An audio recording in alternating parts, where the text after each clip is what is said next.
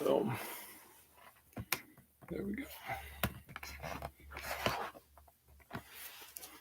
All right, here we are, as professional as always.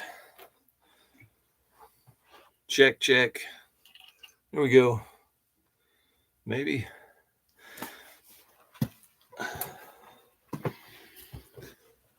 We're here on a live stream. Welcome back to Plundering Leviathan, a podcast of North Center Church, where our aim is to reclaim culture's gold for Christ's glory. And we're here to talk about the Rapture, the Mark of the Beast, end times. Seems like things are getting crazier and crazier out there. And so we want to know, what exactly should you be expecting as a Christian when it comes to the end times? Good. And so we're going to get right to it, because the rapture could be imminent. I've been told reliably that the rapture was going to happen any second. And so, Reliable. Well, maybe not so reliable, but certainly some people have said that.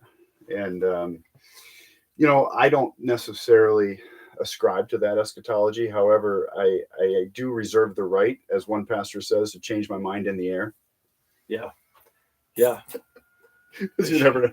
You never know. Right. So you reserve the right now to change your mind, because your eschatology will be perfect in eternity. Yeah. Right. Yeah. No. I've been wrong about a lot of things. Yeah, you have. And thanks. Didn't need the affirmation, but I'm here to affirm. Changed my mind on a lot of things, which means, I thought I was right before, and I changed my mind. Turned out I was wrong. I could be wrong now. So what I know, I hold on to loosely. Good. Especially when it comes to eschatology, because this is one of those things that I think is disputable in the church. Eschatology meaning end times. How's the world? How's it going to end? How's this thing going to wrap up at Jesus's final coming? So, all right, good. Yeah. So I think literally it's the study of last things. I don't know. You're the times. You're the language Eschatos. Yeah. Break it down. Eschatos means last things. Ology is study of. Yeah. Got it. Good. Well, since the time could be short, we should probably pray. Could be. We very much should pray. Pastor Jeremiah, pray for us. Father, you're good, and we are recipients of your goodness. And so right now we just want to talk about what your word has to tell us about last things, the end of ages and the end of days. We want to read your word rightly. We want to handle your word carefully and contextually. We want to think Bible thoughts about how we live today, and how we live today in light of the end.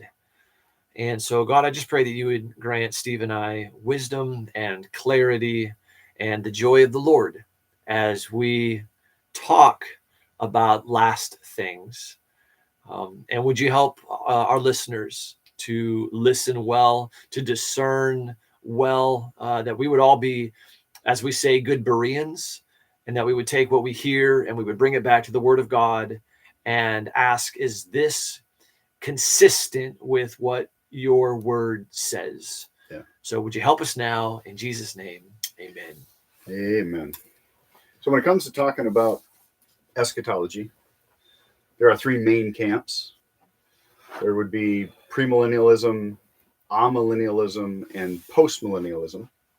I think most people in America have grown up with a premillennial view, and maybe even a premillennial pre-tribulation rapture view. Whoa. Of the end times. Okay. So think Left Behind series, right? That's probably a good place. I mean, you did a survey in the church, I don't know, not long ago, where you asked everybody in the church, had they read or seen, and like very few of them actually had. Yeah. So Tim LaHaye, Jerry B. Jenkins. Yeah. Left Behind. I'm looking at the whole 12-book series right there on my fiction shelf, which is very important. Yeah, those are fictional books. They say they're in the novel section or the fiction section. But yeah, that'd be pre-millennial, pre-tribulation. Pause and just say, when I start talking about end times with people, they almost always ask, are you pre-trib or post-trib? Yeah. As if it's assumed you're premillennial. That's the only option. Is there's a tribulation. When are you going to get raptured? Yeah. In light of a coming great tribulation. Yeah, they assume the rapture, like, of course, because everyone talks about it. And right now, I mean, there's a lot of people talking about the rapture. I mean, it was supposed to happen on September 24th or 25th. And then this guy got a lot of traction on, I don't know, Instagram and maybe YouTube. And then that obviously came and went. And, that date came and went, no rapture. So he changed it, said, you know what, it's still coming. It's still imminent. It's going to be like, 1988. 88 reasons why the rapture's coming in 1988. Yeah, I mean, that's certainly. Is that the one I'm talking about just recently. No, just recently. Yeah, just last month. Oh, yeah. September 24th and 25th. Yeah. Right. Just this last month. And then that same person, once last 24th and 25th, just a couple weeks ago, came and went. He just recalculated and said, no, it's still coming, but it's going to be like this week. And so, I mean, that's why we're doing a live stream, because just in case we leave a pile of clothes, or one of us does and the other one doesn't, because you never know. One is, what is it? One's going to be like, one is taken and one remains. One's taken, one remains. We'll talk about that. We will talk about that. Does that mean one was taken up in the rapture and one remained to deal with the tribulation? Right. Or does that mean something else? In Left Spoiler Behind, alert, we'll get to that. Yeah, in Left Behind, the picture is there's one moment where all of a sudden, like, half of the world is gone, or a third of the world is gone. Yeah, planes are like crashing. Planes are crashing. Have been raptured, right? Because because the Christians have been raptured, and their clothes are all neatly folded, right? Wherever it was that they neatly folded, which is interesting. Yeah. Yep. Who folded them? Anyway, who knows? We don't know. We don't know the answers to these questions. There are a lot of people that really claim they do know the answers to these questions, and we're even going to present a claim to the answers to these questions. And so, yeah, the rapture. That's obviously something that people talk about when it comes to this. It's preeminent. The other thing would be like the mark, or the mark of the beast. Right. Who's the Antichrist? 666. What is 666? What is the Antichrist? What are these things? And there's more. There's bowls of judgment in Revelation. There is the millennium. All three views are taken off of this. What one verse or one chapter that talks about? That's a kind of a paragraph in Revelation 20. It talks about the millennium, the millennial reign of Christ. The millennial reign of Christ. And so you get three views on the end times based on this paragraph in Revelation: premillennial, amillennial, postmillennial. Meaning Jesus will return before the millennial reign, or during the millennial reign, or that there is no literal millennial reign. Right. That would be amillennial, which means not millennium. Right. Or postmillennial, meaning he'll come afterwards, right? Yeah. So there's this passage in Revelation 20. Probably be wise to just turn there. So Revelation 20, John gets this vision, this apocalyptic vision. And in Revelation 20, there's an angel that comes down from heaven. There's a bottomless pit. There's a dragon, a serpent of old, Leviathan, if you will. Mm-hmm. And this dragon is bound, cast into a bottomless pit. Verse 3, so that he should deceive the nations no more, till the 1,000 years were finished. So there you go. You get the millennium there. 1,000 years were finished. Verse 4, John says, speaking of this vision, I saw thrones, and they sat on them, and judgment was committed to them. There were the souls of those who had been beheaded for their witness to Jesus and for the word of God. They had not worshipped the beast. So here comes that beast again. And had not received his mark. Mm-hmm. So we have a mark of the beast on their foreheads or on their hands. Mm-hmm. They had not received this mark. And they lived and they reigned with Christ for 1,000 years. Mm. and then it goes on. But so this is where we get 1,000-year reign, and now we map our view of the end of the world onto this paragraph and say Christ either comes before this millennial reign, so pre-mill. Mm-hmm. There's post-mill, which means Christ comes after this 1,000-year reign of peace, or however it is that you would describe it. Then Christ comes. Mm-hmm. Or amillennial, which means this is all symbolic. There actually isn't a literal millennial reign of Christ on this literal earth. Okay. It's his reign over the souls of people. Yeah. Okay. Yeah. To a piece of love who commented in the live stream, we're going to get to your comment when we discuss this a little bit further. But I see you and thank you for Good. commenting. Yeah. And if anybody else is watching, share your questions down below. We'll try to get Pastor Jeremiah here to answer those for you as we go along. But Bishop Steve, whoever. Yeah, bishop. Not a bishop. That's a joke if you haven't listened before. Yeah. I'm an elder here with North Center, and this is the lead pastor if you're new to the live stream. So, all right, there's a lot of talk about. So not bishop. Yeah, it's a tongue-in-cheek title. Okay. Elder, bishop, overseer. Yeah. Right. It's kind of pastor, bishop. They're all the same title given to the shepherds of the church. And right. So yeah. We don't have bishops in the Southern Baptist convention that we're right. in. Not and technically. So, we don't technically have bishops. Right. Anyway. Sorry, keep going. Yeah. You digress. I digress. And so what, there's a lot of talk right now, right? There's a lot going on in Israel, especially since October 7th of 2023, when Israel was attacked by Hamas terrorists and hostages were taken, and many Israelis lost their lives. And then Israel countered with an attack of their own on Gaza. There's still, I believe, hostages that are there, and there is in a lot of end times talk, Israel is a central figure in the conversation, especially amongst premillennial, dispensational believers in that eschatology. And so, because of all the turmoil in Israel and the Middle East and everything that's happening, people are seeing this and saying, man, this looks like everybody coming against Israel for this last battle that's going to take place, for the abomination of desolation stands in the temple. But granted, there needs to be a temple for that to happen. So there's still some things I'm not sure I'm convinced about or understand completely when it comes to premillennial dispensationalism. But that's certainly a conversation, right? Absolutely. Israel is central in this.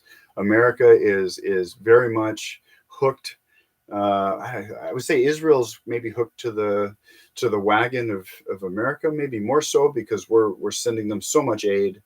I don't know. I heard one figure that we've given them $400 billion in a short amount of time. We do supply much of their missile defense and money for all kinds of things. And so we have helped Israel greatly in the regard to defense in the region. They are surrounded by enemies. I mean, that's true. That is one of the end times prophecies, is that Israel will be surrounded by enemies and they're all going to come at them. That would be according to premillennial dispensational eschatology. As you read the Olivet Discourse, so Matthew 24, Matthew 25, Mark 13, Luke 21, Israel or Jerusalem surrounded by armies. Right, and I think you also get into like Ezekiel, maybe 38, is it? Or 36. There's some other places that it looks like there's this great battle that's going on out there, and so yeah, there's that. There's the growing use of technology that looks like it could be Mark of the Beast related. Man, there's a lot of crazy stuff. Yeah. There was just not long ago, there was a treatment to the pandemic that was being offered, and many people were saying, this looks like the Mark of the Beast. You're not going to be able to buy or sell unless you take this medical treatment. And so people were saying that was the Mark of the Beast. I mean, there is now like this nano chip technology where You can embed like all of your financial information into a chip, and you can implant it under your skin, and it's going to track every transaction that you make, and these kinds of things. And that could be the mark of the beast, many are saying. There's a digital ID that's now being launched in the UK. Oh, right. Yeah. The digital ID looks like it's something that in the future they could attach all kinds of scoring mechanisms to decide whether you're able to buy meat that week or something. Like, did you exceed your carbon credits, and so now you can't buy meat at the grocery store, or you can't drive your car, or you can't travel anywhere because you've exceeded your carbon credits. And they're saying that that's going to be mandatory soon.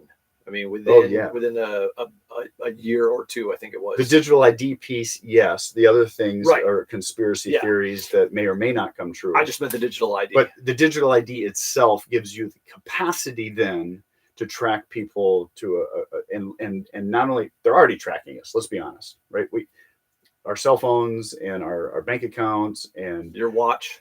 Yeah, my little watch that tracks my heartbeat and my sleep score, all those things, right? They're already tracking us. I'm tracking myself.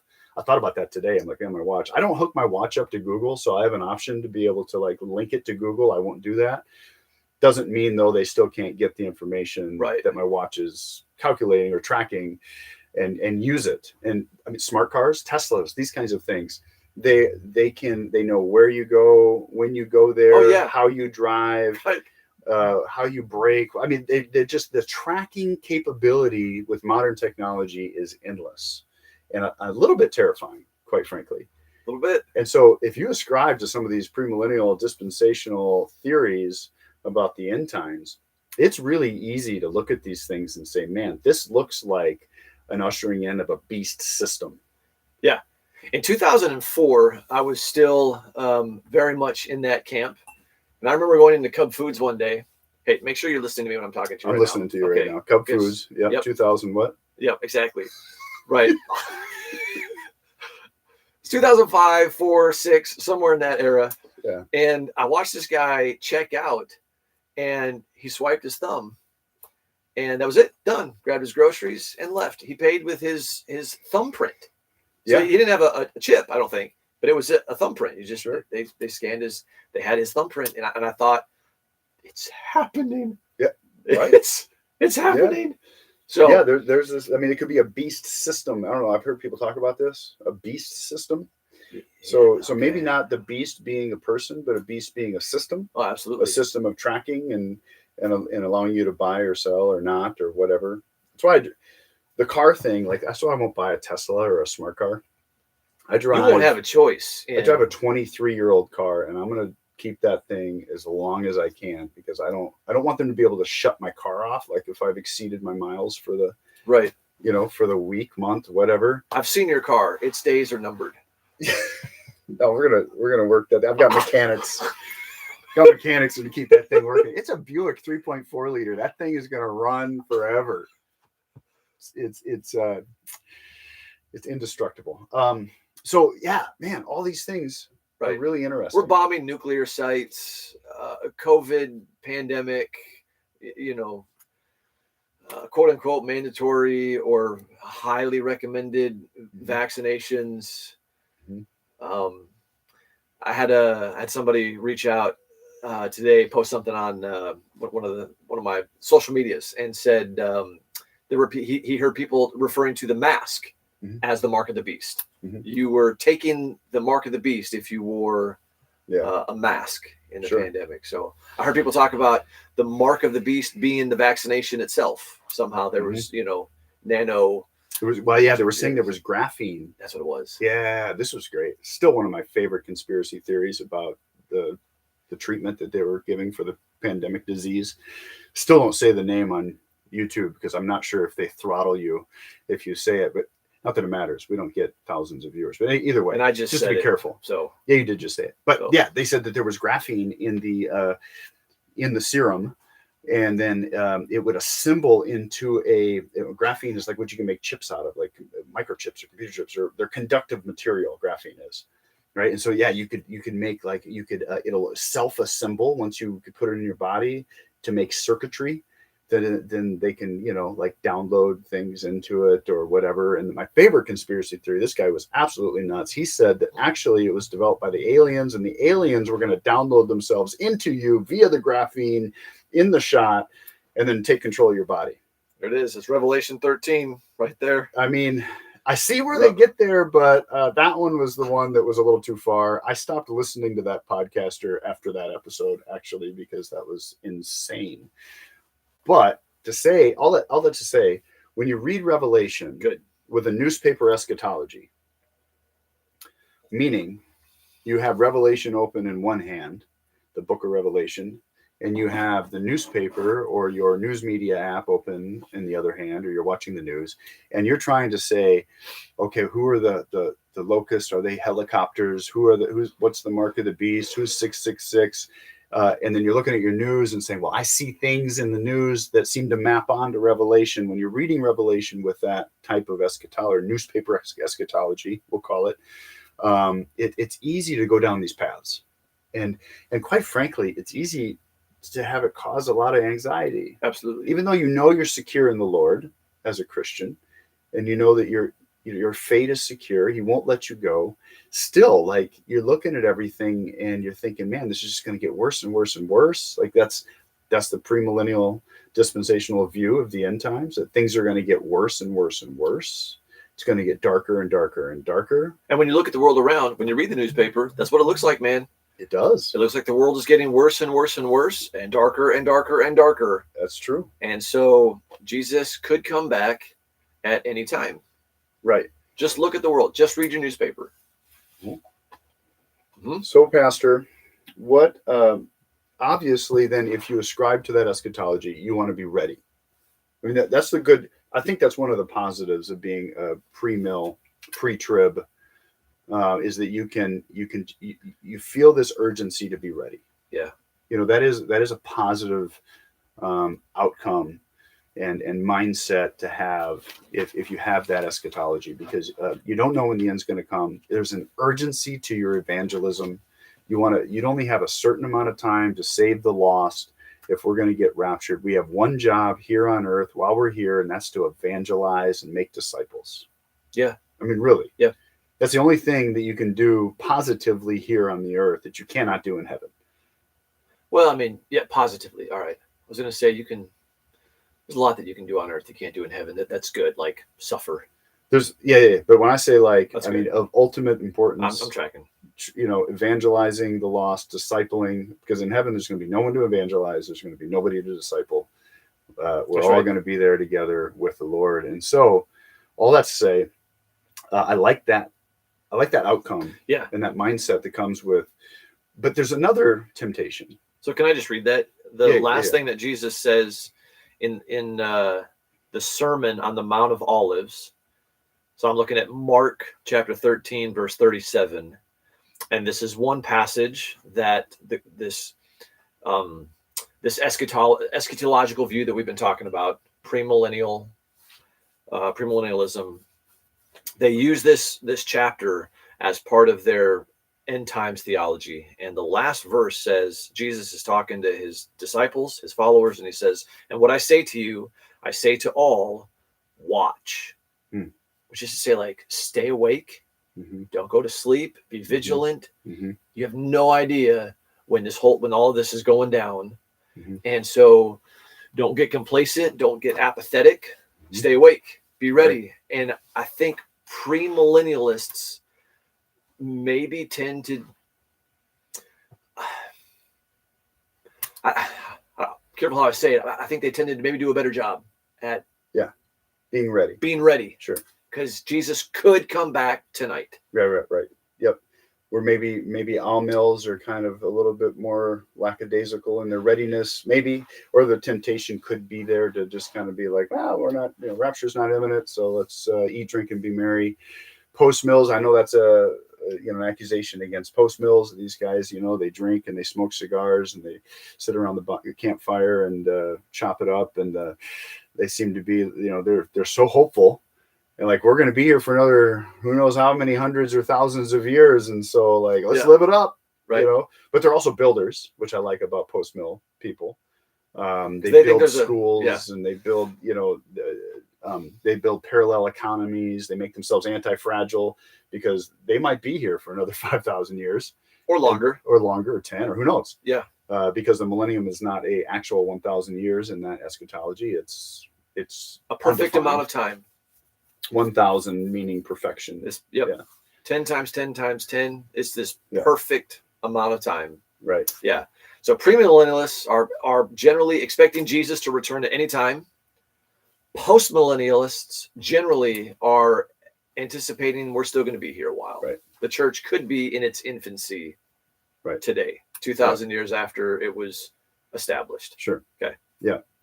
And we're gonna get to our view in a little bit, and so I'm just gonna say, if you disagree with our view, hang on, stay on the live stream till the end, and hear us out, because you never know. You might be convinced of it, you might not be, but we still want the gentle pushback, and we need good questions. And so I'm just gonna throw that out there as kind of a peace offering. Because I love how you said what we hold this loosely, right? Yeah. There's things that we don't hold loosely, like the sovereignty of God, the doctrines of grace. There are things that we hold loosely, like end times eschatology. This is something that faithful Christians can disagree about and still fellowship together. Yeah, absolutely. Yeah. And so John MacArthur passed away recently. R.C. Sproul passed away recently, and they held very different views of the end times, and they were very close friends. That's true. Yeah. Like they did conferences together all the time. And R.C. Sproul was a post-millennialist, and John MacArthur was a premillennialist. Yeah. I mean, he's not anymore, but spoiler alert, Jeremiah just tipped us off to his eschatology. All right, so walk us through, where do you want to start to answer some of these questions? Do you want to define some terms still, or do you want to jump into to what we think about some of these things? The terms are pretty well defined. Again, whenever you hear somebody talk about millennial, so premillennial, postmillennial, amillennial, it's from Revelation 20, this 1,000-year reign, and when does Christ return in relation to that. When you hear people say post-trib or pre-trib, this is the theology within the framework of premillennialism, which believes that there is a great tribulation yet to come. So when Jesus speaks of tribulation in the Olivet Discourse, we're going to get to that, premillennialism thinks that's in the future. And so, and part of that eschatology is there's going to be a rapture where God rescues his church either before the tribulation, 3.5 years into the tribulation. So that's mid-trib, not as popular a view, but, or post-trib, meaning you're going to go through the tribulation. And then when it's over, God's going to rapture you. So those are the terms. What I think would be fun to do is what we started to do on Sunday. The reason we're bringing this up is we're preaching through the Gospel of Mark. Last Sunday, we preached through Mark chapter 13, where some of these things come into play, like the Great Tribulation or the abomination of desolation. And so I think it would just be helpful at some point. I guess I'll let you steer this ship. But I'd like to talk about where the rapture theology comes from in the New Testament. I'd like to talk about the abomination of desolation. I'd like to talk about the beast. I'd like to talk about 666. That's really interesting. And where these different ideas come from and why we land where we land. Before we get to sort of the hopeful end of this whole conversation. Well, is the Olivet Discourse a good place to start? No, it's great. I think that's a great place because, I mean, Jeremiah's eschatology and mine really is anchored, I think, is a safe way to say it, in the Olivet Discourse. This is where Jesus is talking about what's going to happen. You're going to see these things, just like the fig tree. When its leaves turn, you know that summer's coming. And so when you see these things happening, you know that the end is approaching. Yeah. Right? Yep. I'm paraphrasing off of memory, but he says something to that order. But yeah. And so he's speaking to his disciples That's right. He's at the temple. Yep. Again, talking to them and saying, when you see, Right. nation rise against nation, wars and rumors of wars and earthquakes and famines, these things must happen. But in this generation, we'll see them, and then the end will come. And so, maybe walk us through just a little bit of the Olivet Discourse. Yep. And tell us what you think that means, because premillennial, premillennial folks would say that's all future. This is all happening in the future. Yeah, future. Yep. Right. Yep. So if you want a little bit more in-depth study on this, you can go back and listen to the sermon from last Sunday at North Center Church. But here's a recap. In Mark chapter 13, verse 1, we read that Jesus is going out of the temple.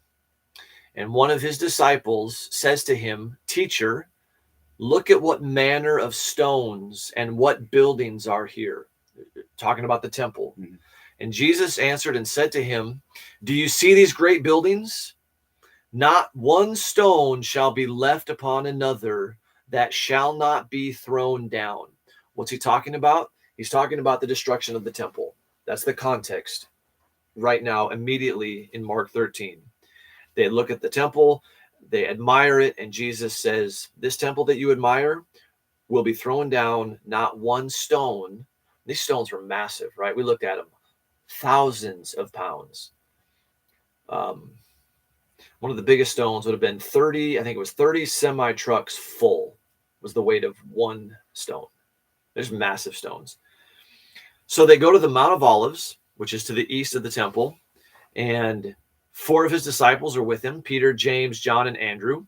And they ask him privately, "Tell us when these things will be." What things? The things that he's just been talking about, namely the destruction of the temple. "And what will be the sign when all these things will be fulfilled?" What things? These things. What are these things? The destruction of the temple. So they're asking about timing and signs.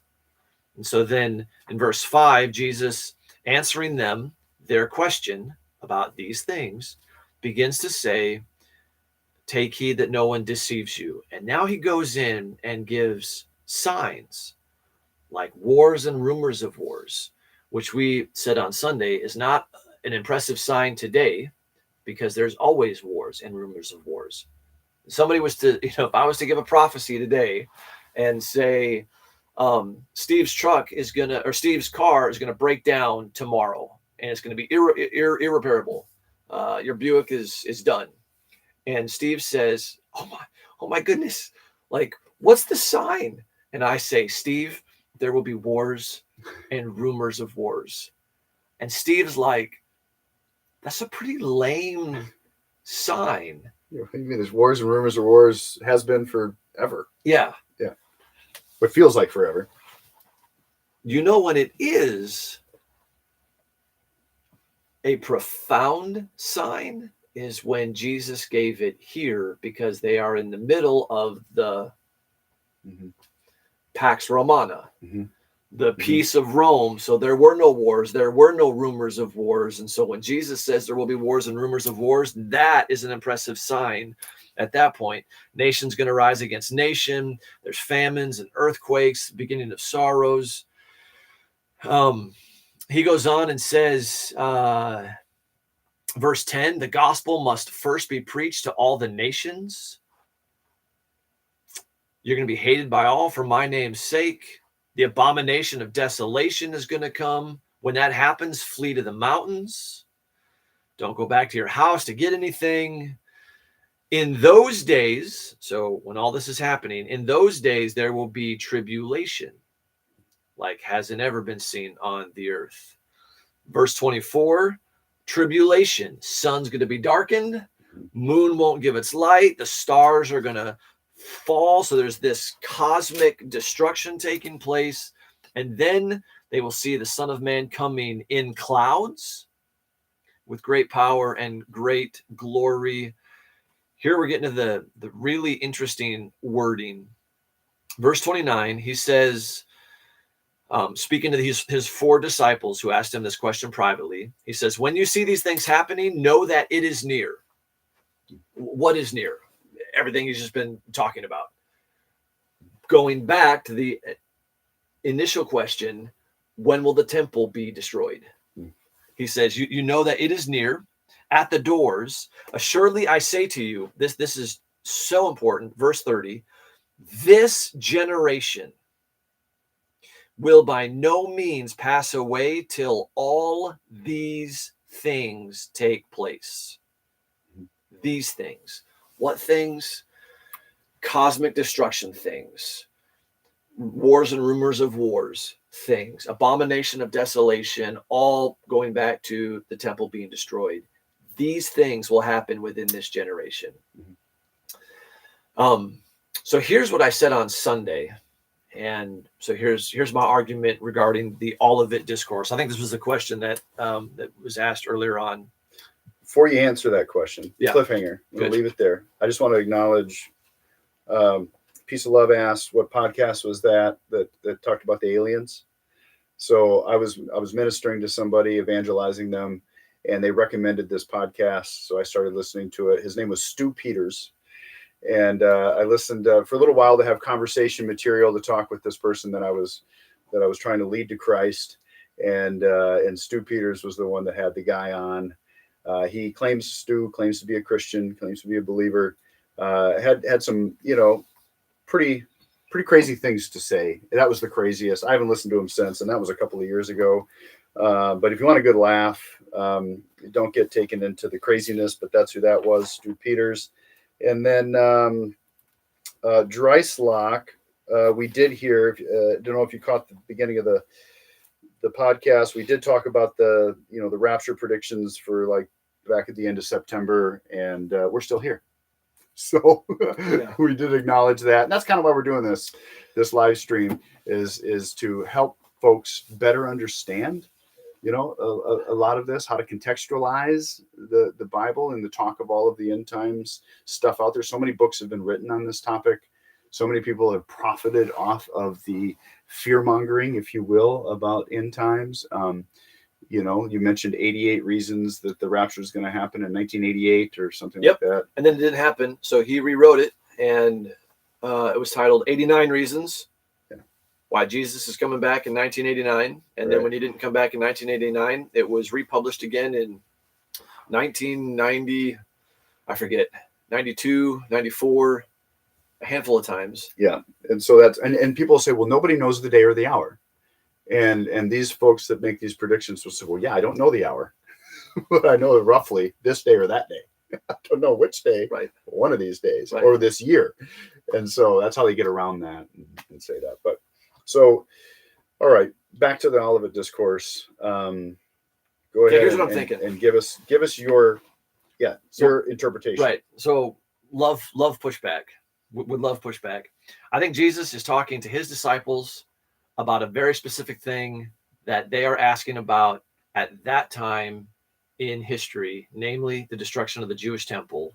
The signs that he gives are about when the Jewish temple will be destroyed, which is massive in their world because the temple was the heartbeat of the Jewish religion. It's where the glory of God dwelt. It was where sacrifices were made. It was the center of their worship. This is where you would go to worship. The temple was everything in Judaism. And so for the temple to end was massive. So this is a huge question for them. And I think all of the signs relate to that question, when the temple is going to be destroyed, which, by the way, happened in AD 70 when the Roman armies surrounded Jerusalem, broke through its walls, and destroyed the temple until the point that there was not one stone left standing upon another stone. And Josephus says it didn't even look like the temple had ever been inhabited. So that prophecy came true. No stone left upon another stone came true in AD 70. When Jesus says things like kingdom will rise against kingdom, that happened within that generation. earthquakes, famine. The historians that were alive at this time record these things happening within that generation. Some of the greatest earthquakes in antiquity happened within that generation that we have recorded. When he says the gospel must be preached to all the nations, what Luke tells us in the book of Acts chapter 2, is at Pentecost, every nation under heaven was there and heard the gospel preached. That's his words. Every nation under heaven. When Paul writes to the church in Colossae in chapter 1, verse 23, he says, the gospel has been preached to all the nations. Mm-hmm. So that Paul says, and he was writing that somewhere in AD 60, 61, or 62. So Paul is saying the prophecy that all the nations would hear the gospel came true within 30 years of Jesus giving this Olivet Discourse, which is within a generation. A Jewish generation was 40 years. So what about the tribes in the Amazon, or the, out in East Asia or Siberia? Like, how do you answer that question? If all the nations had heard the gospel, certainly in 30 years or 28 years, whatever, yep. They hadn't heard the gospel. Right. Nobody in the Amazon heard the gospel. Right. Yes, correct. So how would you answer that kind of an objection? You go first. Well, I don't know. I could posit an answer. Okay, that's what I'm going to do too. Yeah, right. I'm going to posit an answer. So you can posit it better than I. Go ahead. I asked you first. Okay. Here's how I would posit. You can tell me if this is how you would posit. When Jesus gives this prophecy, and when Luke says all the nations were there, and when Paul says every nation has heard the gospel, they're all using this verbiage in the same way, namely speaking of the Roman world. Okay. Not the world as we think of it today with the islands and our whatever, Australia, Africa, the Americas, whatever. It was every nation under heaven they're thinking in this Roman imperial terms, every nation within their world. Known to them at the time. Yeah. They probably didn't know about anybody in the Amazon or in Siberia and to be quite frank, they probably weren't nation states at that time the way you had in the Roman Empire. Sure. That's another way to look at it. I mean, whether you translate, I'm assuming that it was ethnos, nations, ethnos. Mm-hmm. So, whether you translated nations or people groups, mm-hmm. That you could parse that out. But okay, I just thought came to me as you were saying that. I think it's good. How do you answer that question? I think they're all speaking in terms that were very culturally appropriate. Everybody knew what they were saying. Mm-hmm. The world at that time. Sure. That was known. So just to recap, Jesus predicted the destruction of the temple.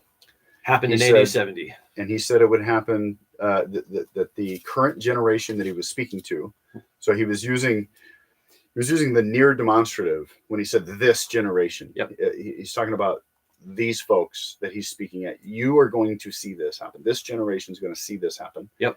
And they saw it in AD 70 because it was destroyed. That's recorded in history. It is.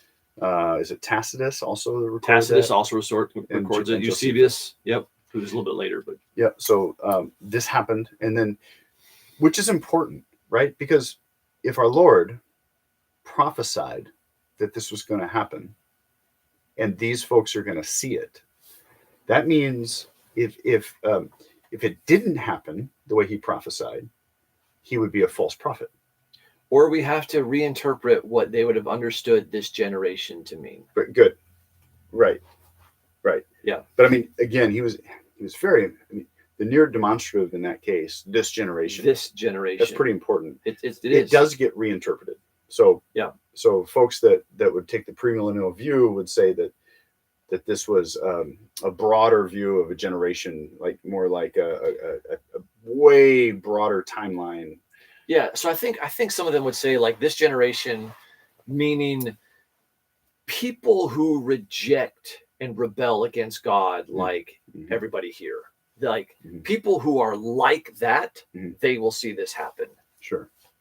So generation meaning more of a type of people or a type of heart, Yeah. not what I think everybody would have understood him to mean, and that is lifespan. And one of the other things that, you know, it's helpful in this, when he told them to flee to the mountains.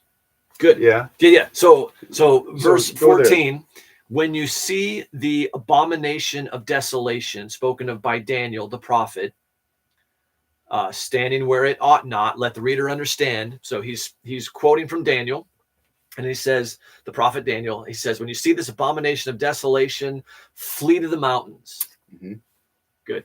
Right. And what happened when we'll go to Luke. Yeah. So when the abomination of desolation, can you unpack that? We want to use the hermeneutic that the unclear passages should be interpreted by more clear passages. Right. I mean, that's just the way to read the Bible. And so when you read something like the abomination of desolation, that's a very unclear statement. Right.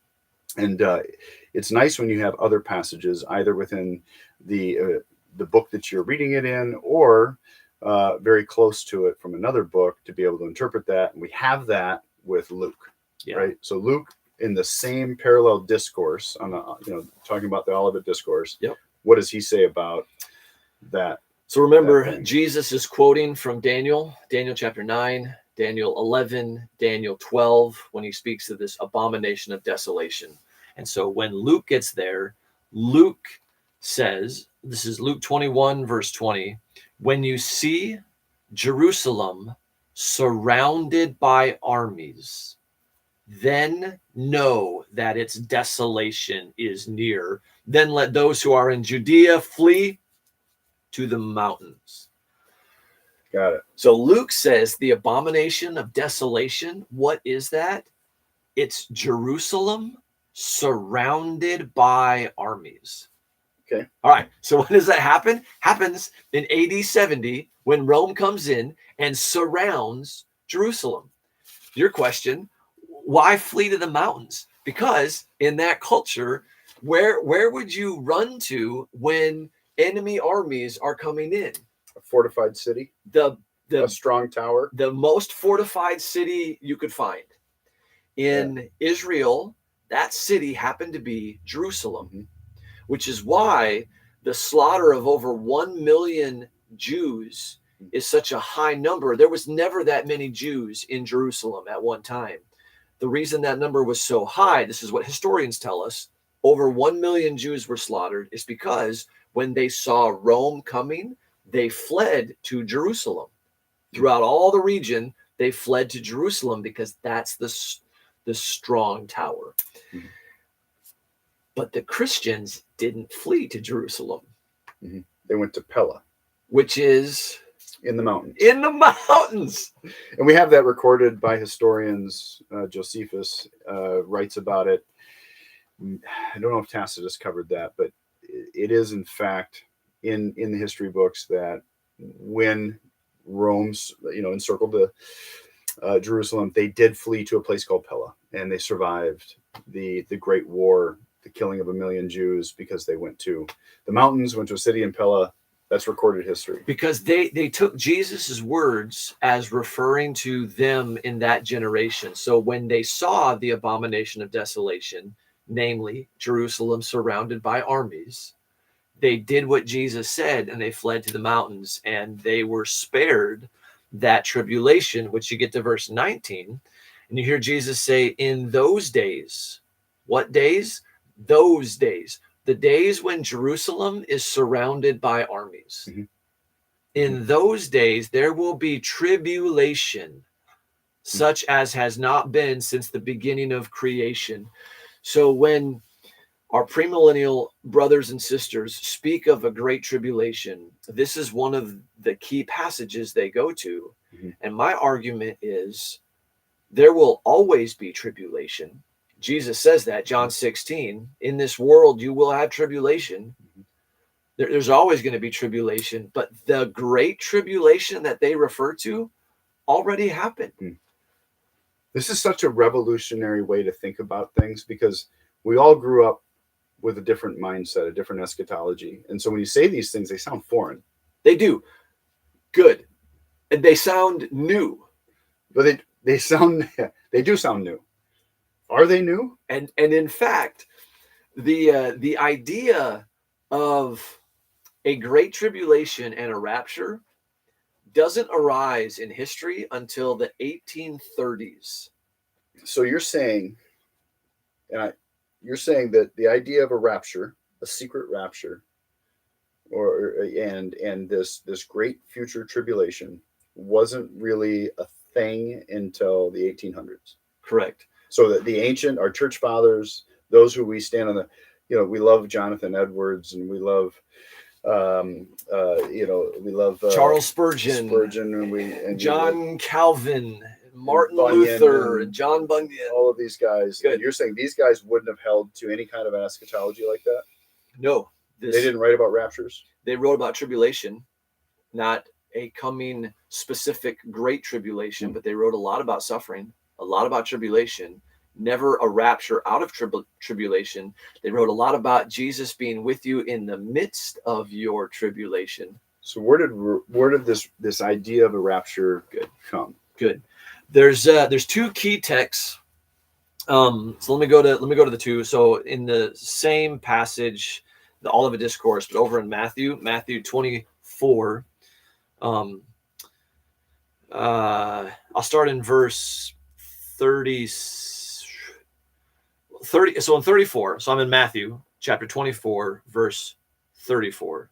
Jesus says, "Assuredly I say to you, this generation will by no means pass away till all these things take place." All right, so now we're in common footing with where we've just been in Mark. You go down to verse 37. He says, "But as the days of Noah, so also will the coming of the Son of Man be. For as in the days of before the flood, they were eating and drinking, marrying and giving in marriage until the day that Noah entered the ark. And they did not know until the flood came and took them all away. So also will be the coming of the Son of Man." So when the Son of Man comes, pause, he's coming on clouds. Remember, we read that. Well, what is that? That is, that's the imagery of Daniel. It's the imagery of Isaiah. It's the imagery of Ezekiel. It's the imagery of Joel, where clouds are symbolic of destruction. You think like storm clouds, thunder, lightning, torrential downpour. Right. Yep. It was judgment language. The Son of Man is coming in clouds, meaning the Son of Man is coming in judgment. Okay. Yep. Verse 40.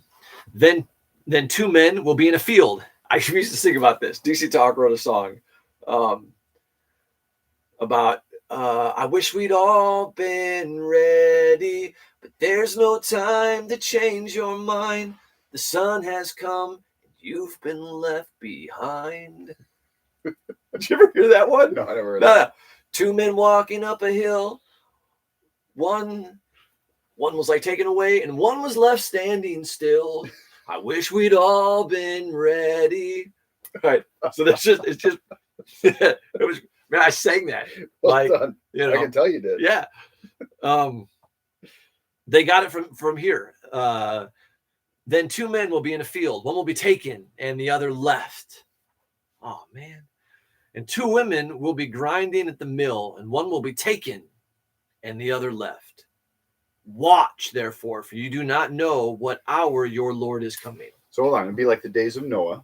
Days of Noah. Good. So you have you have a flood, and some people are taken and some people are left behind. It's going to be like that. It's going to be like that. So what we did in our left behind eschatology is we have this idea that who's taken? All the righteous people are taken. In what? In a rapture, this secret rapture. Righteous are taken. Who's left behind? In the Left Behind series, who's left behind? The unbelievers. The unbelievers. But in the days of Noah, which is what Jesus said here, it was actually the exact opposite. Yeah, who was saved in the ark? The righteous ones. Yep. And who were taken away? Taken away in the floodwaters? The evil. Yeah. The wicked. The unbelievers. the unrighteous. The ones who remained were the righteous. The ones who were taken away in the days of Noah were the unrighteous. So I'm tracking. So if Jesus says it's going to be like in the days of Noah, and one's going to be taken away and one's going to be left, the one that's taken away is actually the evil one, and the one that's left is the righteous one? Yeah. So actually, if there was a rapture, the rapture would take away the evil, not the righteous? Yeah, and actually, is that what you're saying? Yeah, and I'm going to say, if we want to use the word rapture, then the rapture happened in AD 70 when who was taken away? Over 1 million unbelieving Jews who did not take God at his word. Who was taken away in this generation when the abomination of desolation took place, which was Jerusalem surrounded by armies? Yeah. Who was taken away? The unbelievers, those who did not believe what Jesus said. Who was left? Those who took God at his word, just as in the days of Noah. So this is one of the main passages that we get rapture theology from. And the other is Thessalonians. Yep. So let's go there real quick. 1 Thessalonians chapter 4. The last trump. When the trump will sound. Trump will sound. Man. Where are we at here? We had Trump in the White House. So maybe. I don't know. Maybe there's a hole in your theory. Maybe it's his son. Maybe that's his son's name. When the Trump will sound. A tall guy. Maybe he's going to be the last Trump. That's something. Paul Wesley, thanks for your comments in the chat. I have no idea what you're saying, but I see them. It's good. Thank you. Thank you for commenting. Paul was speaking about American politics when he wrote his. Paul was he said it was the last Trump. Well, the last Trump. He was a prophet. Man. Maybe. Okay, here's the other rapture text that is at the base of rapture theology. 1 Thessalonians chapter 4. Paul's the church in Thessalonica is concerned about their loved ones who have died, because there's this idea that when Jesus returns, it's only those who are alive who are going to be in the kingdom. Those who die don't make it. Right. So they're concerned about that. Yep. So Paul is speaking to that concern. 1 Thessalonians 4:13, he says, I do not want you to be ignorant, brethren, concerning those who have fallen asleep, lest you sorrow as those who have no hope. And man, we love that verse, don't we? We don't weep, we don't grieve, we don't mourn like those who have no hope. We have hope. Which isn't just an eschatological sentence. Doesn't matter if you're MacArthur or Sproul or somewhere in between, Sam Storms. We all share that same hope. Right. So, because here's the hope. Paul says, for if we believe that Jesus died and rose again, even so God will bring with him those who sleep in Jesus. That's okay. So now he says, verse 15, for this we say to you by the word of the Lord, that we who are alive and remain until the coming of the Lord will by no means precede those who are asleep. For the Lord himself will descend from heaven with a shout and the voice of an archangel and the trumpet of God. And the dead in Christ will rise first. Pause. Interesting historical side note. Christian Jews have long buried their dead on the east hill outside of Jerusalem, so that when Jesus returns, their theology is because they're buried there, they'll be the first to rise with Christ when he comes from the east. And so there's just this massive burial hill on the east side of Jerusalem from this, which is cool. But here's the rapture verse 17. Then we who are alive and remain shall be caught up together with them in the clouds to meet the Lord in the air, and thus we shall always be with the Lord. Therefore comfort one another with these words. So you're snatched up, you're caught up.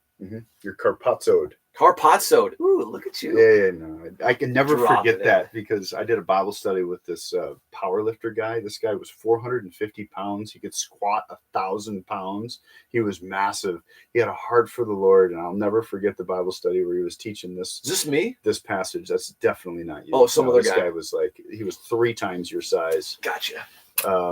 And he could lift 9. Well, let's see. Hold on. How much can you squat? 95 pounds. He could squat 10 times what you can squat.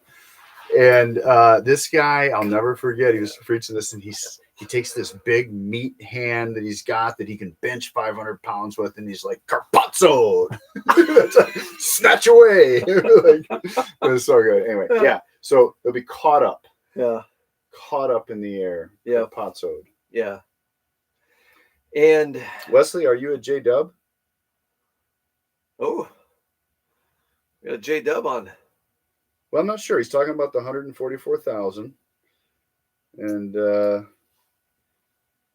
he's got a lot of comments that I'm not 100% tracking with. I might not be smart enough, but I think maybe we got a J-Dub in the chat. All right. Well, the cool thing is, if we don't get to your questions today, we can go back and answer them in the show notes later. We'll do our best. Yeah. Here's what's so important is to read Scripture in context. And what was when you have these two words, this idea of meeting, and in fact, I wrote it down just because I wanted to make sure we got it right. I did it in responding to a post online. There's these two words, caught up, right? So you mentioned that, and to meet the Lord. So you're meeting the Lord. These were well known in both Roman, Greco-Roman and Jewish culture as processional language. So when a king was returning to his kingdom, the people would come out to meet their king and escort him back into the city.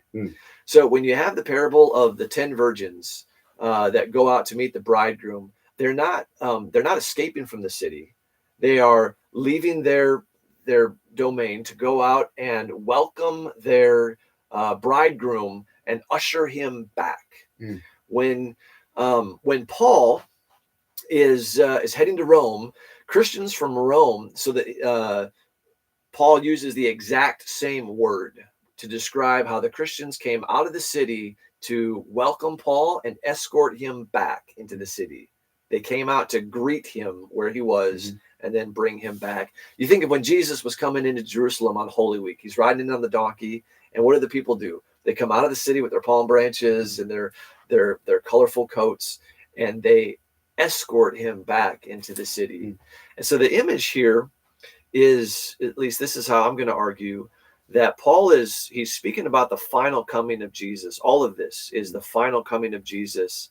And this imagery of being caught up together with him in the clouds. Why in the clouds? Because Jesus ascended into glory, the Father's right hand. So he's not coming from the east or the west or the north or the south in geographical terms, as we would think of it. He's coming same way he left. Same way he left. He left in the clouds, and the angel said, why are you staring up into heaven?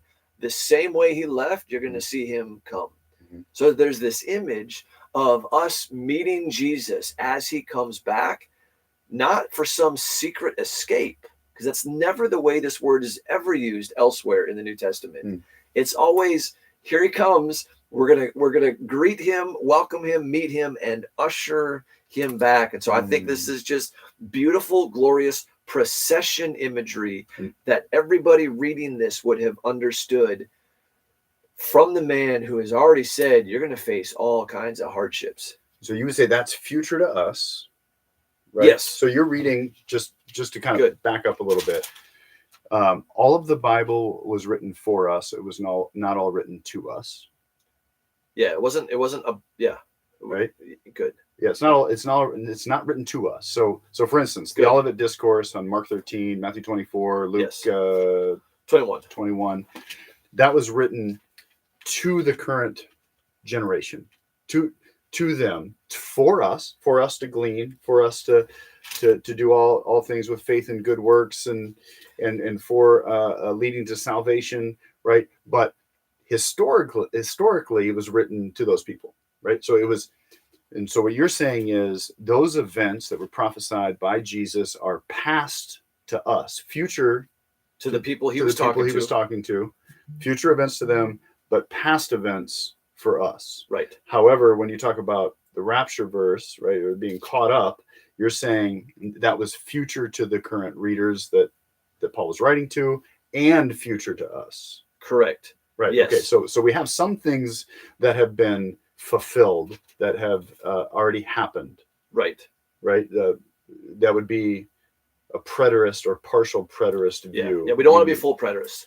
No, full preterism is heresy, but partial right. preterism, saying some things have been fulfilled. There is prophecy in, and we know that, right? I mean, much of what was prophesied about Jesus, all of what was prophesied, let me rephrase that, all of what was prophesied about Jesus in the Old Testament already happened. Yeah. So when you have like Micah say, Micah 5:2, is it he's going to be born in Bethlehem? We're not still waiting for that to happen. Right. That happened.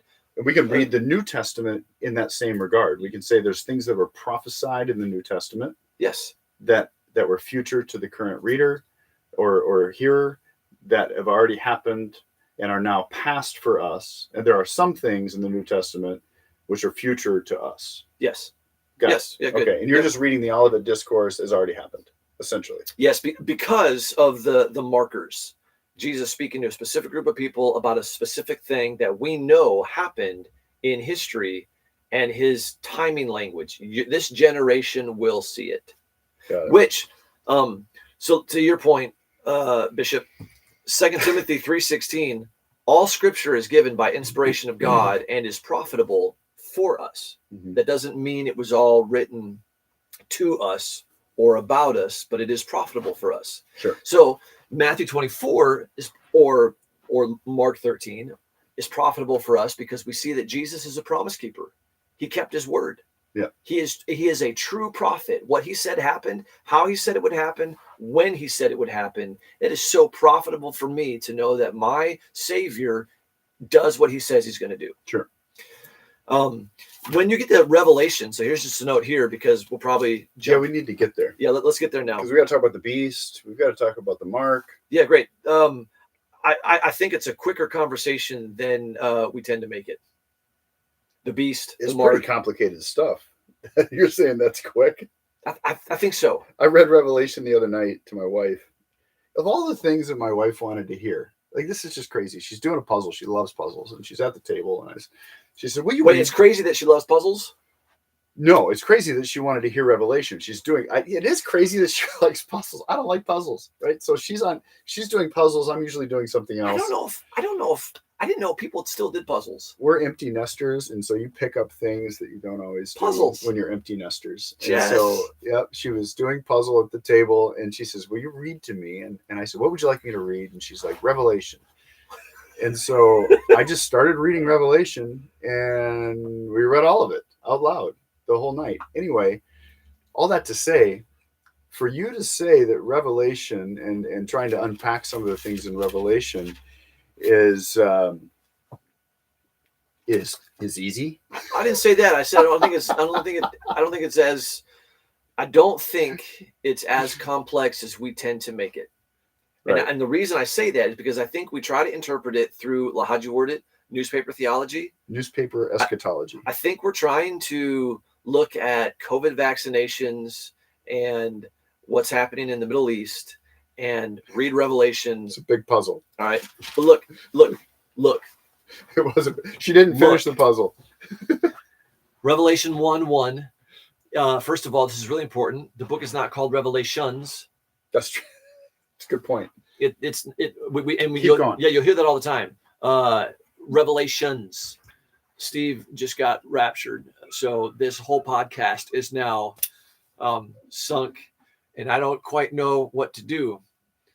None of his clothes are here, so it's very, very bizarre. Okay. Revelation 1:1 says, the revelation, singular, of Jesus Christ.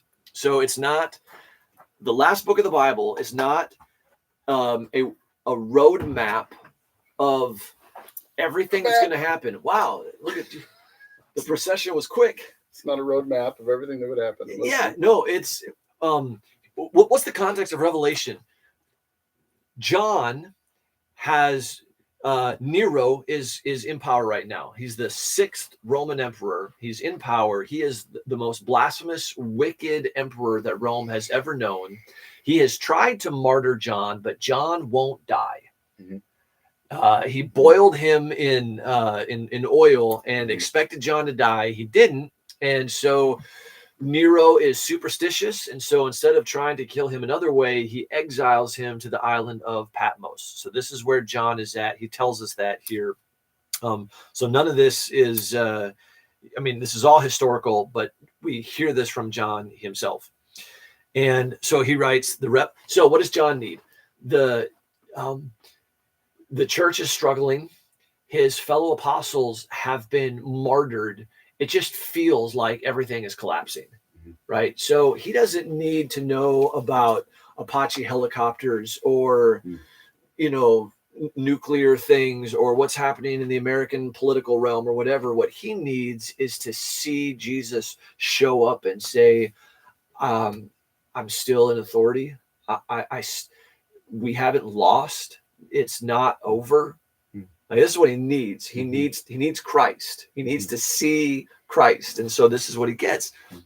The revelation of Jesus Christ, comma. That's what this whole book is about. It's about Jesus. That's easy. It's right there. First 5 words. Which God gave him to show his servants things which must shortly take place. What? In the first sentence, we get this book is about Jesus, and he is going to show you things that are going to take place shortly. Mm-hmm. And so, okay, back up a little bit. You gotta handle the writing of Revelation, then the time of the writing, because you're going to take an early writing view. Yeah. Of Revelation. Yes. So you're going to say it was written before AD 70. Yes. Okay. Yep. That's important. Yeah, there's some scholars. And there's a good argument for that can be had. We're not going to cover that now. Maybe we'll do that a different time. Yeah, that'd be good. Tune in at a later podcast. We'll cover how to defend the early writing of Revelation. Yeah. But you have to take that view to say that these things are going to be future to John and path and happening in the AD 70, right? Correct. Yeah. Yeah. Well, so the language because some people place Revelation, the writing Revelation, after AD 70. Yeah. So some of the later dates are as late as AD 95, I think, which is 20 years after. To put John, a pretty old man, at AD 95. Yeah, it would. But anyway. Yep, it would. No. So the dating of Revelation matters. To be honest, it sounds like a really old man wrote this. That was a little delirious because it's hard to understand. Dude, this. It's a hard book. Yeah, look, he's seeing glories that we can't put into words. So what's so cool is when even just chapter 1, you hear him say, like, I saw this and it was like, I don't know, it was like that. And I saw this and it was, I don't have words for it because this is otherworldly. So it was like, I don't know, like imagine you're on an island and you're going to explain electricity to somebody who has never experienced electricity. What are you going to say? Because you're going to say a lot of these things, some of these things are future. So John was seeing future things.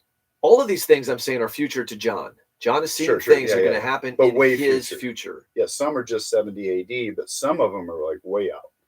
So you're going to say, I'm sure you're going to say that Revelation 20, 21, 22 is future to us. I think we're jumping ahead. Okay, too far. We'll get there. But like, okay, go back to this. You're saying he's seeing electricity. No, I'm saying like, imagine you went to an island and somebody, and you're going to describe electricity, and they've never experienced electricity. Right. How would you describe it? You would say, well, there's like wires, and they're like, what's wires? Right. You're like, you're right. It's like rope through your house, and like energy. Well, what's energy? Like what do you? We have these we have light bulbs. We're light bulbs. I don't know. It's like a little like sun fire. It's like a little sun in your. How do you like words Sure. are tough, right? So, Yeah. and then when you get Yeah. when you're describing heavenly imagery to earthly creatures, it's tough. The So bottom John, line is he was given such an exceedingly great revelation yes, that it was hard for him to find the words to be able to describe them. Much like Ezekiel when he talks about the wheels and the things. yeah, Right. yeah, They've been given this prophetic vision that is so difficult to explain. right. A heavenly prophetic vision that is so hard to explain with human words. Yeah. That he does the best he can. Yeah, and so you see that, I'm jumping down because you got a sidetrack. Chapter As 1, I verse often 14, his head and his hair were white like wool, white like snow. His eyes were, I don't know, like a flame of fire, and his feet were like fine brass. Kind of imagine like as if refined in a furnace, and his voice was, I don't know, like the sound of many waters, right? So, okay, but stop. Listen, here's Revelation 1 of what? Of Jesus. He's going to show his servant what? Things that will take place when? Shortly. You get that all in verse 1. Verse 3, blessed is he who reads and those who hear the words of this prophecy. So we are blessed right now, even as we read and listen to the words of this prophecy. And those who keep those things which are written in it. Why? Because the time is what? Near. Nearness. Things that are going to happen soon. Verse 7, he is coming with clouds. We've already heard this. Every eye will see him, including who? Even those who pierced him.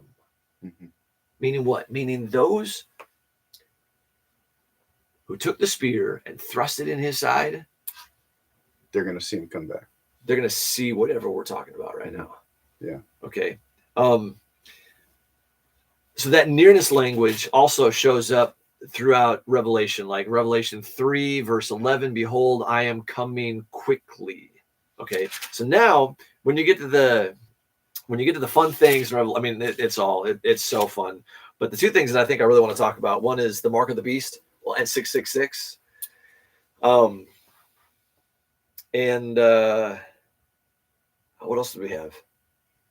That might be it.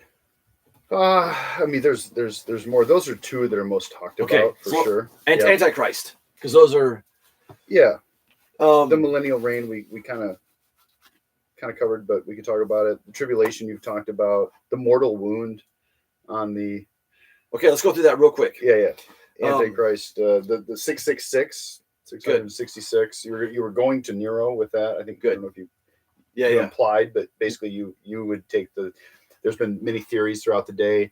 The church fathers in the first few hundred years gave that person, ascribed that person as Nero. They said that, So when the one with the mark, the beast, right? 666. All right. That would have been Nero. That's what they would say because the number of his name adds up to 666. Yeah, man, there it goes. You're stealing all my thunder. Right. I'm sorry. You're stealing all my thunder. Oh, you were gonna go there? Yeah, that's where I'm going. Oh man, just pretend I didn't say that. You could edit that out if it wasn't live, but it's live. All right, go ahead. So we're in this book where John has given us a timestamp. These things are going to happen soon. They're going to happen shortly.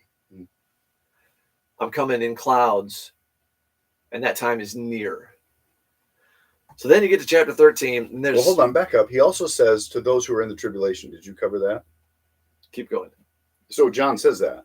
Oh yeah, in the beginning. Right. He's writing to those in the tribulation. In the tribulation, yeah. That's kind of an important part to cover. Not only does he say these things are going to happen soon, right, but he also says a little bit further down, to those in the tribulation. Yeah, chapter 1, verse 9. I, John, both your brother and companion in the tribulation. Yeah.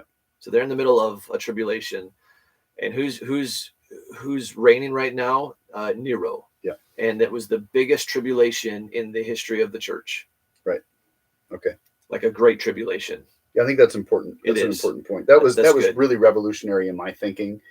To move from pre-mill to post-mill was that language. Okay. Yep. So now we get this. I'm jumping to chapter 13. He says, then I stood on the sand of the sea and I saw a beast rising up out of the sea, having 7 heads and 10 horns, and on his horns 10 crowns, and on his heads a blasphemous name. We get a similar picture in Revelation 17, verse 9. Or let me jump back to verse 7. The angel said to me, why did you marvel? I will tell you the mystery of this woman who's sitting on the beast, and of the beast that carries her, which has 7 heads and 10 horns. So you go down, verse 9. Here is the mind which has wisdom. The 7 heads are 7 mountains. Pause. So he doesn't say, here's a mystery. He says, what I'm going to tell you is something that if you have wisdom, you will know. Here is wisdom. Be wise. Think about what I'm saying. Be wise. Here is wisdom. Not mystery. Here's wisdom. Here is the mind which has wisdom. The 7 heads are 7 mountains on which the woman sits. And there are also 7 kings. So this image of a 7-headed beast. So we've just seen the 7-headed beast. It's chapter 17, verse 3.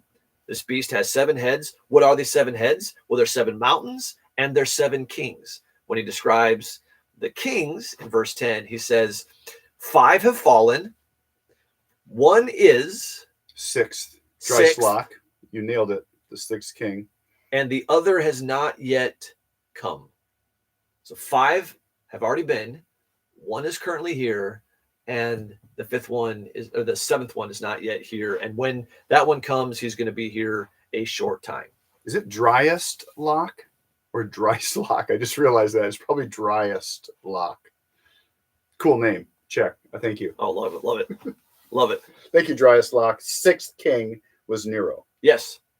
So when you look at the Roman emperors, there are 5 Roman emperors before Nero. So when John's writing this, he is the one who is. But back up, 7 mountains. What was Rome known as? The city of 7 hills. A city on 7 hills. So if you type that into Google and you see a map of the 7 hills that Rome was built on, everybody knows Rome, city of 7 hills. On the western side of the Mediterranean Sea. All right, are you paying attention to me or not? I'm paying attention to you and the chat. Come on. We have to multitask. Look, what I'm talking about is really exciting. You got to pay attention. It is exciting. I've heard this before. It's for them. Okay. Rome is on the western side of the Mediterranean Sea. Yep. Patmos and Israel on the eastern side. So this island that John is on is going to be on the middle to the eastern side. Yeah, I tried to swim to Patmos when I was over there in Tel Aviv, but I didn't make it.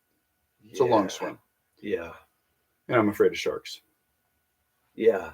I've seen you on the water. I'm bad in canoes. I'm good swimming. Oh, okay. You're better than what I've seen. Yeah. I went to the state championship in swimming. Did you know that? Yeah. Wow. I swam at the University of Minnesota. Huh? At their big aqua center. Anyway, yeah. So Patmos is on the east. Yeah. We could post a picture of you in your swim gear. We're not going to do that. They were really small. Okay. Yeah, we're not going to do that. Stop. We're so distracted right now. Rome, 7 hills. John says here there's 7 heads, and these 7 heads are 7 mountains. This is Rome, city on 7 hills. And also the 7-headed beast is also 7 kings. The current king is Nero, who is the most blasphemous, wicked emperor. The stories of what he did to Christians will make you puke your guts out. Yeah. Just awful. It's kind of like a tribulation. Massively so. Yeah. History tells us that from November of AD 64 to June of AD 68, he persecuted the Christians hardcore, which equals out to 42 months.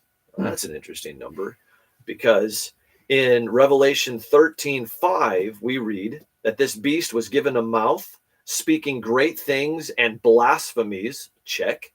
And he was given authority to continue his blasphemies for 42 months. Whoa. Check. And then we read in, so I'm jumping back to Revelation 17, so Revelation 17 and Revelation 13 here, that there's this mortal wound. Let me go back to Revelation 13, verse 10. He who leads into captivity shall go into captivity. He who kills with the sword must be killed with the sword. How did Nero die? He killed himself with his own sword. Well, I mean, it was attempted suicide. He couldn't actually go through with it. Yeah, somebody else had to take him out. His servant helped him, with that. So that maps onto Revelation. So that maps onto Revelation in the same context of where we're talking about Nero dying by the sword. There's this mark of the beast. Well, let's go to his number first. So his number, we read in Revelation 13:18, is the number of a man. Here it is. Here's wisdom. Here we got that again. Here's wisdom. Let him who has understanding. So two things saying you should get this. John's saying you should get this. Calculate the number of the beast. Do the math. That's what he says. This isn't mystery. This is wisdom. This is understanding. Do the math, and you'll know who I'm talking about. The number, that's the number of a man. His number is not 666. That's really important. The number Are you is listening, Wesley? Not 666. Yeah, it's not 666. It's 666. Yeah. So in the Hebrew, Greek and sorry, Hebrew, in the Greek, in the Greek, it's now you got it. It's not 666. I'm thinking of the Monster Energy drink. Yeah, it says the Hebrew. Well, that's really important. 666. Yeah, and right. So look. So don't necessarily get a Monster Energy drink, but go check them out.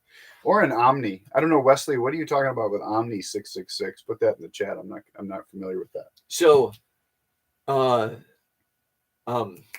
Monster. That's interesting that you would call it Monster Energy drink. Their logo is 3 Vavs, Hebrew Vavs. Alphabet, Gimel, Dalet, Hey, Vav. So this is the alphabet. Sixth letter in the Hebrew alphabet. There's 3 of them, which look like a beast has ripped the can open. But they're 3 Hebrew Vavs, which is the 6th letter. So you have the 666, and then their slogan is unleash the beast or feed the beast or something like that. So you have Monster, the beast, 3 6s. It's wild. Like they knew what they were doing. Wild. They knew what they were doing. It makes me want to be pre-mill because I love those kinds of conspiracy theories. They're my favorite. Well, so you think like Monster Energy drink is the mark of the beast? I don't know. No, but I mean, but it's interesting. But it's not 666. It's 666. And John says, "Be wise, be understanding, do the math." Right. If you do that, you'll know who I'm talking about. So the number of his name adds up to 666. 666. And Nero's letters of his name. So here's the cool thing. In the western, or no, the eastern part of the Roman Empire, where all of the churches are, Revelation chapter 2 and chapter 3 that John's writing to. So he's writing to the churches. This is a church letter, really. They all wrote Nero's name, Nero Caesar, as Neron. There was a final nun at the end of his name. Neron Kaiser. All of them on the eastern part of the Roman Empire. It was Neron, and you just write differently than you would speak. So when they would write Nero's name, they put an N at the end. Neron Kaiser. This is a fact of history. You can look it up. When you take the Hebrew letters from Neron Kaiser and you assign each of them the number value that accords with that letter in Hebrew, it equals 666. Here's what's really interesting. There are some manuscripts that changed Revelation 13:18 to read 616. Have you heard this? I haven't heard this one. No. It reads 616. instead of 666. And so you go, why in the world are there some manuscripts that say 616? It's because in other parts of the world, they didn't put that final nun or N on Nero. And so when you subtract that, instead of being 666, the number comes out to 616. So in both cases, the scribes know who they're talking about. Yeah, it's John being a little bit tongue-in-cheek. Yeah, really? Yeah, right? That's what he's doing. Right. I mean, something similar happens, I think, with another writing when they talk about the man of lawlessness. Where's that? The man of lawlessness will abound. Right. That's the same kind of language. They don't want to Yes. say Nero, right, and put themselves out there. Sure. It's kind of like if you're on social media and you don't want to out yourself and say something bad about somebody else, and so you use aphorisms or an alias, or you use an alias. Yeah, you're an anonymous person. You know, you're like Driest Lock. We don't know who you are, but we know who you are, right? Or your Lee's Hot Mess on X, right? You want to be anonymous. You want to speak anonymously, like the Federalist Papers, right? The Federalist Papers were written by anonymous authors back in the founding of our country because there was persecution happening. There was a lot of uncertainty about who's going to win this battle over the structure of the government. And so they were like, I don't want to put myself out there, so I'm going to write anonymously. And I don't want to necessarily speak bad about this leader that's trying to kill us all. So I'm going to speak a little tongue-in-cheek, and I'm going to use language that's I'm not going to just say Nero. I'm going to say the man of lawlessness, or I'm going to say, his number is 666, right? That's what you're saying. Yep. So we don't have to worry about our license plate reading 666. No, and you don't have to worry about buying a Monster Energy drink for the fact that they have 3 VOVs on the front of their can. You have to worry about it for other reasons, like health reasons, but not because of that. 666, what is that? It's the number of Nero. Nero's the beast. Revelation, we're not. And okay, now, so also kind of tied in with that, usually we get very blurry when we talk about the beast and the Antichrist. We start to conflate those. So John talks about the Antichrist in 1 John and 2 John. That's where we get Antichrist language. And in every case, he says the Antichrist has already come. It's anybody who rejects the lordship of Jesus. Yeah, he says many Antichrists have already come. Yeah, many Antichrists have come. So when we talk about who is the Antichrist, the answer is anyone who rejects that Jesus Christ is king. You are Antichrist. He is Antichrist. She is Antichrist. Many have come, and there are many in the world today. We are not waiting biblically for the Antichrist so it's not Bill Gates, to come. It's not Elon Musk. No, I mean, like almost every president that ever gets elected is seen as he's probably the Antichrist. I don't know. Elon Musk. He's the Antichrist. Elon Musk is trying to put a chip in our brain. Yeah, right. And could I forgot to mention that at the front end of this podcast, but I don't know. I mean, okay, if there was a Antichrist, like one Antichrist, I mean, he could be the one. Okay, he's trying to put a chip in our brain. All right. So I was going to try to get us sponsored by Elon Musk. Yeah, that's not happening. So that's off the table now. But that brings us to the last thing that I suppose we could talk about. There's all kinds of things in here. Like, what are the 10 horns? That's significant. What are the 10 crowns? That's significant. I mean, there's just massive imagery in Revelation. But here's the other thing. 50% of the imagery in Revelation is from the Old Testament. That's really important to know. John, in modern terms, is accused of being of plagiarism because half of his book is just Old Testament, which is to say, if you're trying to read Revelation with your newspaper in front of you, you're not going to be nearly as successful as you would be if you were reading Revelation with the Old Testament in front of you. These are not new things to John's readers. These are things they have heard since they were little boys and girls when their parents told them the story of Ezekiel and Daniel and Isaiah. So you're going to, what is the mark? So the last thing that we would just say, I think, is to say, what is the mark? Right. Because that was a big deal in the Left Behind series. By the way, Left Behind is fiction, but as fiction goes, I love that series. It is. It's just a ton of fun. Now, it can be really dangerous because you don't want to base your eschatology. You don't want to base your eschatology on it, but if you can get rid of the fact a work of fiction. I majored in journalism in college because my favorite character in Left Behind was a journalist. I didn't even know what a journalist did, but I go to college, and like everybody back in that time, you went to college because you were supposed to go to college. It wasn't because you needed to or you should have. It's just that's what good kids did, is you went to college. So I go to college and they say, what do you want to major in? And I go, I have no idea. What are my options? And they start listing off, and journalism comes up, and I go, Buck Williams was a journalist. And his story is super cool. I'll do that. Who's Buck Williams? Buck Williams is one of the lead characters. He's a journalist. Oh. And so he in Left Behind. In Left Behind. Oh, okay. Yeah. Carpathia is the Antichrist. I barely rember the movie. Yeah, but what happens is guys get some kind of chips or tattooed or something with his 666 mark, and very scary.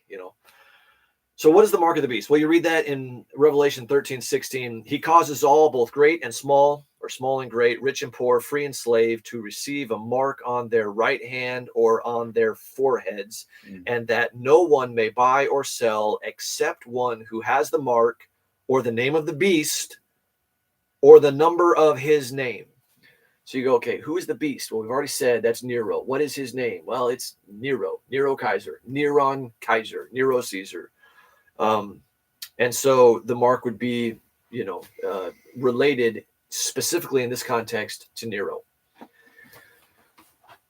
What we have recorded in history is when in every city across the empire, there were these basically booths where you would go and you would do some kind of ritualistic liturgical practice and say, Caesar is king, Caesar is Lord, Caesar is the Son of God, Caesar is the Savior of the world. He had all kinds of blasphemous things that you had to say, right? So depending on where you were at, you would do some ritualistic thing, and then you would deify him in some way. And when you did that, you would get a sheet of paper saying, yep, you've complied. Well, now you can use that to buy and sell. What we have recorded as just part of history is if you refuse to say Caesar is equal to God, you didn't get that piece of paper, and you therefore could not buy and sell. What I'm arguing is that this mark, this beastly mark on your hand or on your forehead, is just the counterfeit, because that's what Satan does with everything. He counterfeits. He can't create. He's just a counterfeiter. We've already seen this marking language on your hand and on your forehead in Deuteronomy 6, when God tells his people, this word needs to be on your heart and on your lips. You need to tell it to your kids when they're waking up and when you're walking and when you go to sleep. And then the language is, get it on your foreheads, get it on your hands, put it on the doorpost of your house, which is to say, surround your life, build your life on the word of God.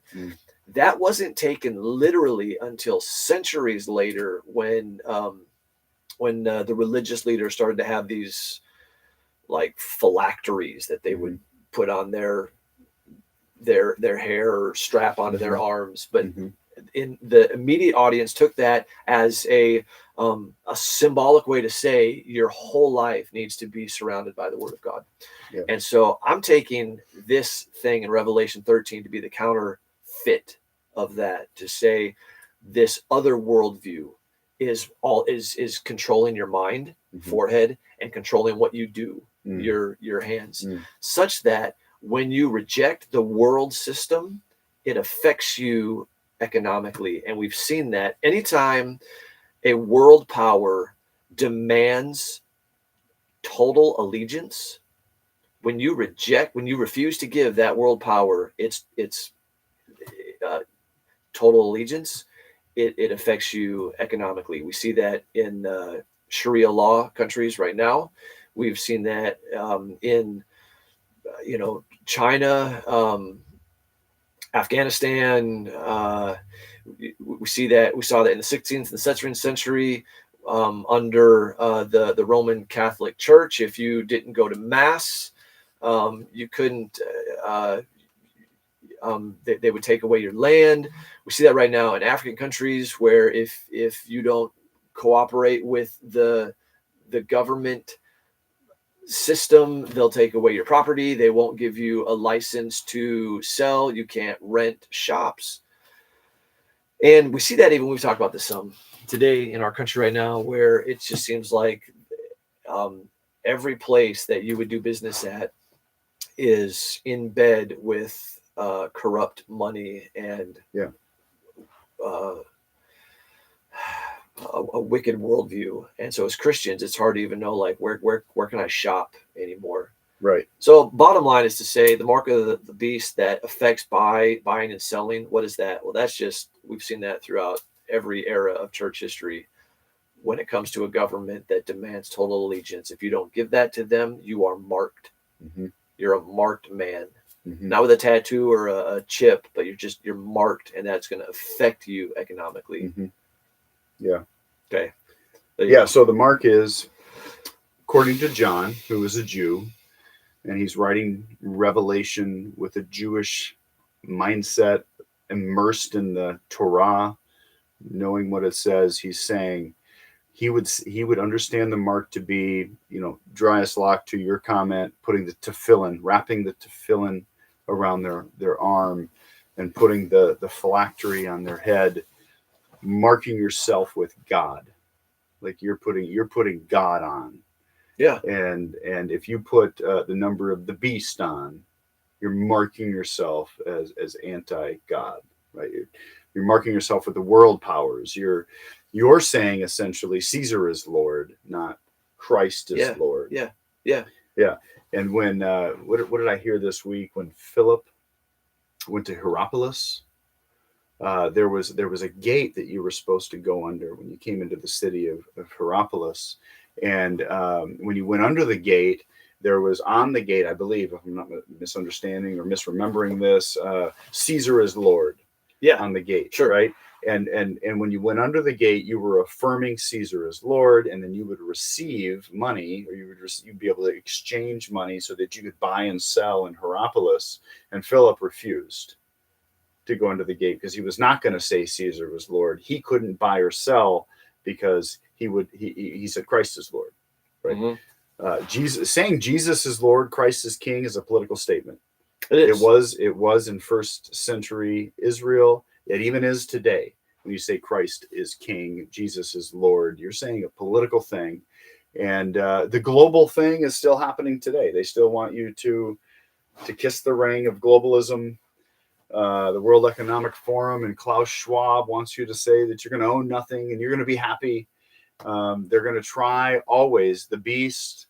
The ungodly worldly systems are always going to try to get you to kiss the ring of Antichrist, of those that don't affirm Christ as King, and they will affect you where it hurts the most, which is your pocketbook. They're going to try to hold you slave and hold you captive to the things that you hold most dear, which is security and comfort and safety, right? And so we're going to for safety, we're going to eschew our freedom so that we can have safety. Yeah. And so we'll say we'll kiss the ring so that we can have comfort and safety. Yeah. And what John was saying when he wrote Revelation is don't take the mark of the beast on you. Don't kiss the ring of globalism, of ungodliness, just so that you can buy and sell. But remember, Christ is King. Never ever say he's not. Never ever say anything else is more important. Yeah. And that's important for us. I mean, today, like, how do we live in light of Revelation today, 2,000 years later? John wrote these things not to us, but for us. Yeah. And so maybe land the plane that way as Christians, whatever your view may be, whether you're pre-mill, mill, post-mill, pre-trib, post-trib, mid-trib, whatever you are. How do we live today in light of the revelation of John and of the Olivet Discourse and those things? To land the plane, let me go back to the mark. It's in context in Revelation. I think John is seeing that in contrast to the seal of God that we see in Revelation 7 and Revelation 14. the saints have been sealed on their forehead with the seal of God. Mm-hmm. So there's this mark of the beast and there's the seal of God. When we see the seal show up in Paul's letters, like Ephesians chapter 1, verses 13 and 14, he says, you have been sealed by the Holy Spirit. Right. Which isn't a physical kind of tattoo or chip. It's just you've been marked by God for God, just like you said. And so I think the language in Revelation is meant to be taken just like that, but flipped to mean you've been marked by the world for the world. And don't do that. Don't do that. Jesus keeps his word. He showed up in Revelation to tell John, I still am the Alpha and Omega. I am the beginning and the end. Rome is not the end. Nero is not the end. And he says twice in the first chapter, I am the beginning and the end. So whatever like you're going through right now, Jesus, that is not the end. Jesus is the end, right? Shame and sin and death aren't your future. Jesus is your future. He's the end. And because he's the end, and because he's a promise keeper, and because we know, Revelation 21, that there is coming a day when there is no more tears, and no more sorrow, and no more death, and no more pain, and no more relational loss, no more bitterness, no more financial struggles. I mean, all that's gone. Old things have passed away. Behold, all things have become new. And we just have massive reason to hope. And the Bible constantly is affirming that if we know who Jesus is. So let me just close with a couple of verses that tell us when you know who Christ is, you have so much reason to hope when you think about the end. Either when John is thinking about the end of the age, that's how Paul uses that phrase, or Jesus uses that phrase pretty often, the end of the age. Or when we're thinking about the end of the world. Psalm 2 says the nations are Christ's inheritance. He's going to receive the nations as his inheritance. And however that looks, I've got my worldview. I think it's going to look a certain way. But however it pans out, the nations are the inheritance of Christ. All the ends of the earth shall turn to the Lord. Psalm 22, verses 27 and 28. His dominion will be from sea to sea. The enemies will be his footstools, or his footstool. Of the increase of his government, there will be no end. All power and all authority have been given to King Jesus, and one day the knowledge of the glory of God will cover the earth as waters cover the sea. Which just means we will go through tribulation. Whether there's a great tribulation or just tribulation, we will go through it. But we go through it with massive promises, not of an escape, but that Jesus is with us. He will never leave us and never forsake us. And he is not just the author of our faith, he is the finisher of it. He who began a good work in you will be faithful to complete it. And the end is going to be awesome. Doing that thing with your finger. The shaka. Yeah. It's going to be awesome. You still haven't recovered from your Hawaiian mission trip. Still doing the hang loose. Shaka. Shaka. I've also got the he is greater than I. That's Hawaiian also. And I have Hawaii right here. All the nations. Right. That belongs to King Jesus. The mark is not a tattoo. I am not marked with the beast. Hey, this was good. Man, this was so fun. Thanks for hanging with us. Yeah, thanks, folks. For those of you that hung around and those of you that you listen later, feel free to email us. I think Jeremiah checks the emails. Do we have an email account? Jeremiah will be checking the regularly. emails. It's part of my morning routine. Love to hear from you. If you're in the area, I spend time in the Word, and then I check our Plundering Leviathan emails. Right.